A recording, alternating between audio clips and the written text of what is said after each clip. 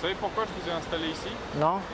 Parce que... Ah, à cause des Don Quichotte, qui sont devenus maintenant les enfants du canal. Je pense que ça a été un révélateur pour les pouvoirs publics sur le fait qu'on n'associait pas justement les personnes en situation d'exclusion, de pauvreté, à la définition des politiques qui les concernent.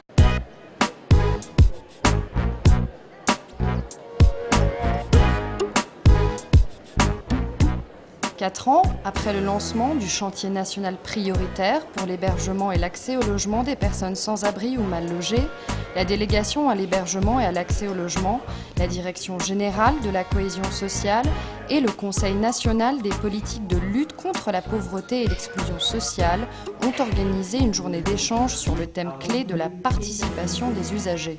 Une aide pour le logement, ça prendra des mois. Cette journée d'échange organisée à Paris, au comptoir général, lieu atypique dédié à la solidarité et au développement durable, a été l'occasion de riches échanges entre usagers, associations et administrations en charge de ces questions.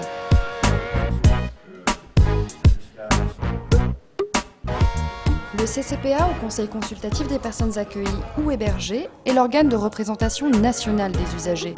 Composé de délégués élus annuellement, il se réunit tous les 2 mois, l'occasion pour ses membres d'élaborer la mise en œuvre des politiques publiques qui les concernent. Cette instance est aujourd'hui déclinée à l'échelon régional. Ce sont les CCRPA, les conseils consultatifs régionaux des personnes accueillies ou hébergées.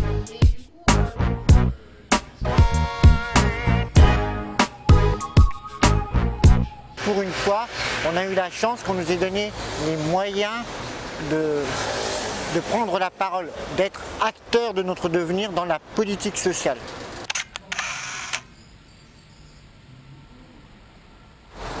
La participation, ça passe effectivement donc à pouvoir faire partager son expérience, son vécu de la rue, lors de réunions, mais c'est aussi justement aller voir d'autres sans-abri, d'autres gens en situation d'exclusion, leur dire écoute, tu vois, regarde, moi j'étais comme ça, voilà ce que je suis devenu, si tu veux, voilà. Ce sont des démarches qui sont prévues dans la loi et donc c'est une obligation pour les ministères de tout faire pour qu'elles puissent se développer. Toute personne qui est accueillie dans un établissement, quelles que soient ses difficultés, quelle que soit sa fragilité, est une personne qui doit être accueillie de manière globale avec une vraie participation à la vie de l'établissement. La participation, c'est donner sa parole par rapport à son expérience. Donc on peut donner des exemples de ce qui se passe, on peut donner notre propre expérience. De telle sorte qu'au fond, ils puissent être des co-décideurs et qu'il n'ait pas l'impression que ceux qui aujourd'hui faisaient les décisions fassent leur bonheur contre leur gré. This is a quality to have the discussion with service users, that you can better your policies by speaking to the users themselves.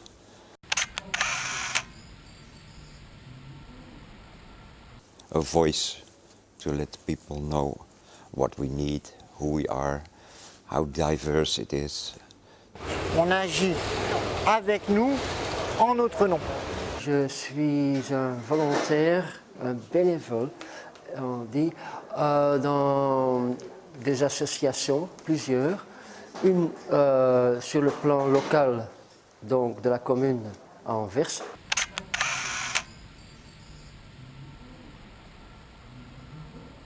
Et un grand projet, donc là, dans le dialogue, était de travailler sur le règlement intérieur et aussi sur le règlement de sanctions. Et la première chose que tout le monde veut, c'est un meilleur règlement intérieur, que ce soit clair comment on entre et que ce soit clair comment on sort. Et qu'on peut avoir une voix là-dedans, on peut être entendu. Et quand on parle de participation, c'est de ça. La participation qui mène à la citoyenneté passe par le collectif et passe par la politique. Il faut reconnaître que les gens ont droit à de la représentation politique, que c'est extrêmement important et que si on ne passe pas par là, on ne sera toujours que dans l'alibi. Et donc accepter que les gens puissent se regrouper pour réfléchir, discuter et pouvoir intervenir politiquement sur les politiques publiques et évidemment, par là même, sur leur propre devenir et leur propre parcours.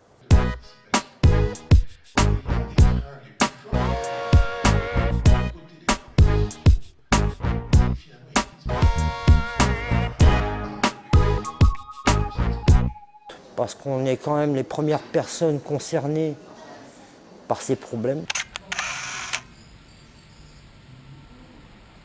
Chacun à notre manière, on peut témoigner de notre vécu et voir aussi, peut-être qu'on voit, on peut remarquer peut-être des solutions que des politiques ou des travailleurs sociaux ou bénévoles ne peuvent pas voir à leur niveau. C'est en participant à l'élaboration, au suivi de la mise en œuvre et à l'évaluation des politiques publiques et notamment des politiques de lutte contre la pauvreté que les pauvres retrouveront une pleine citoyenneté. C'est l'accès de tous aux droits de tous. C'est un enjeu de citoyenneté.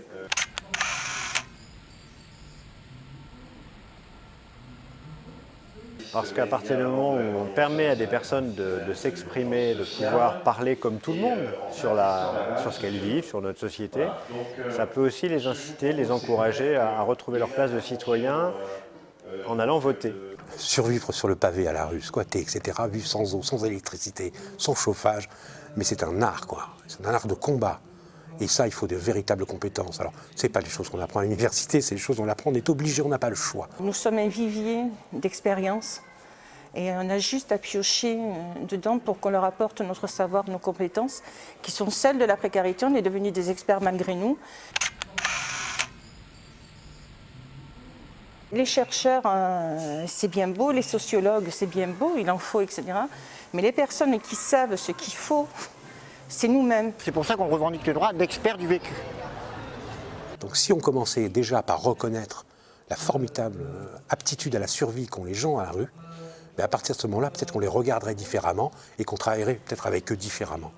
On ne peut construire de bonnes politiques que si on n'associe pas les personnes elles-mêmes, si on ne les écoute pas, de manière à ce qu'on puisse tirer des enseignements à la fois de ce qu'elles vivent et éventuellement de tirer aussi des enseignements sur l'évaluation des politiques publiques. C'est-à-dire, est-ce que ça marche ou est-ce que ça ne marche pas ce qu'on propose? On participe, nous, à la politique et eux, il faut qu'ils participent à notre misère.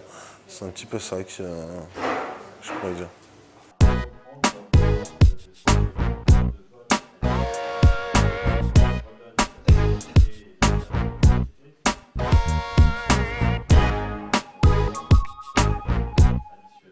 Une personne sur trois qui est sans logement utilise les services. Il y en a qui essayent d'entrer dedans et qui n'y arrivent pas, pour différentes raisons. Et il y en a qui ne veulent pas. Il y en a qui croient, il y en a qui ne croient pas, parce qu'ils se disent les politiques, ils disent mais ils ne font pas, ils promettent mais ils ne font pas. Certains peuvent avoir peur que faire participer les pauvres, ça leur enlève des pouvoirs. Alors ça peut être certains travailleurs sociaux, ça peut être des élus politiques, ça peut être des associations qui peuvent avoir peur d'une certaine, entre guillemets, concurrence des pauvres. Diable, on n'aurait plus le monopole de la parole si on la donnait aux pauvres. Eh bien, oui, et tant pis. Et aujourd'hui, l'action sociale telle qu'elle est faite, aujourd'hui, et depuis plus de 50 ans, ne permet pas réellement ce partage du pouvoir. Quand on a lancé le projet, l'expérience participation des usagers, il a fallu convaincre. Comment faire pour être pris au sérieux, pour être crédible, pour être représentatif ou non, toute cette question, c'est pas facile, il faut travailler pendant des années et se faire un chemin et être accepté à la fin. Plus de sérieux envers notre parole et qu'ils arrêtent de promettre, qu'ils disent mais qu'ils fassent, comme nous on fait. Nous on est peut-être des galériens, mais quand on dit quelque chose on le fait. Parce que moi je travaille 7 jours par semaine, parce qu'il y a tellement de boulot, mais vraiment, c'est très rare que je prends un week-end. Et je travaille très dur, mais je ne suis pas payé. Le fait qu'on se sente exclu, qu'on est précaire, on a cette impression de ne plus pouvoir parler. Qu'on arrête de dire que sous prétexte que les gens sont pauvres, ils sont incapables d'apporter quoi que ce soit à la société. Les pauvres n'ont pas l'habitude d'avoir les mêmes droits que les autres.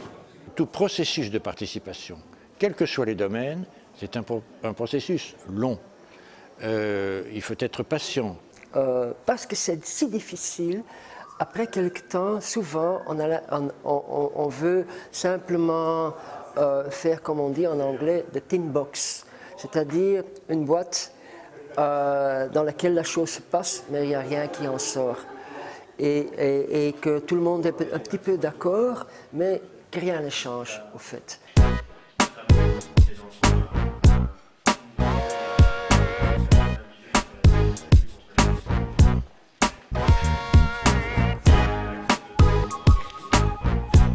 Aujourd'hui, l'avenir, il est dans le fait que les gens s'entraident mutuellement. On a beaucoup d'exemples à travers la planète.